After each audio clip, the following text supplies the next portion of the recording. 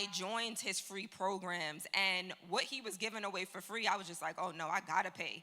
Because if he's giving this stuff away for free, then I don't know, it must be some high level stuff that he's talking about when I pay. And that was definitely the truth.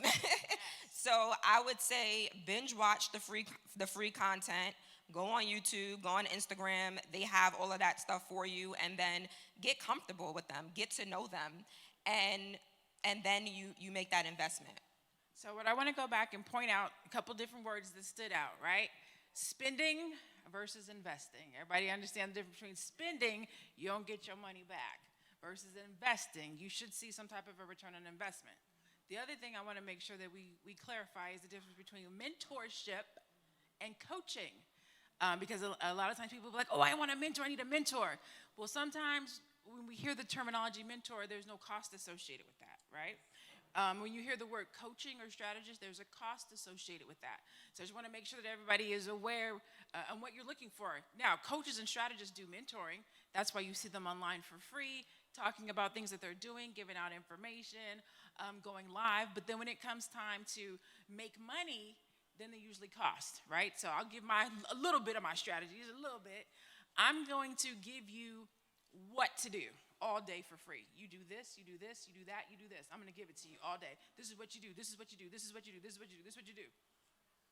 When you want to know how to do it, I got to charge you for that because you're literally going to make money. Now, it varies, right? Pricing varies depending on how close you are and how much information you give.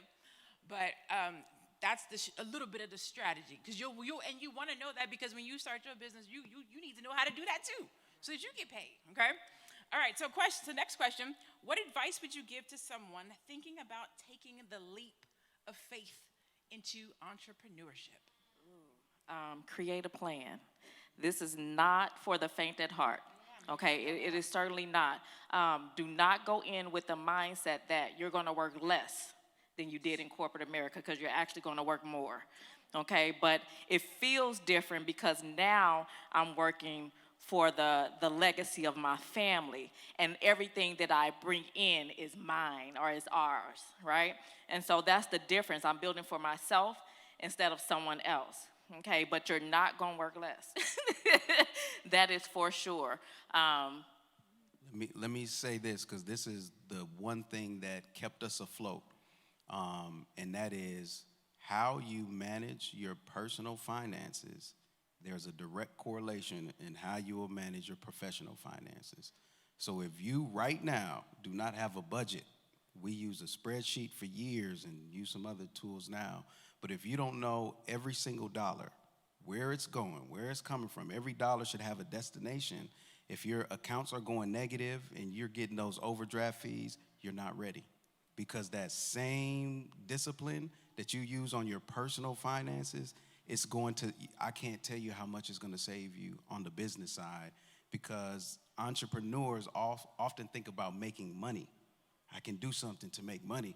You need a way to maximize and keep that money. And being diligent with your finances. Nobody ever told us about it, but it has extended our money beyond. It could look like we make $120,000 a year. It feels like it's $250,000, $300,000, because we're managing the money. Find a good tax strategist that can tell you all the strategies so that things that were personal expenses become business expenses.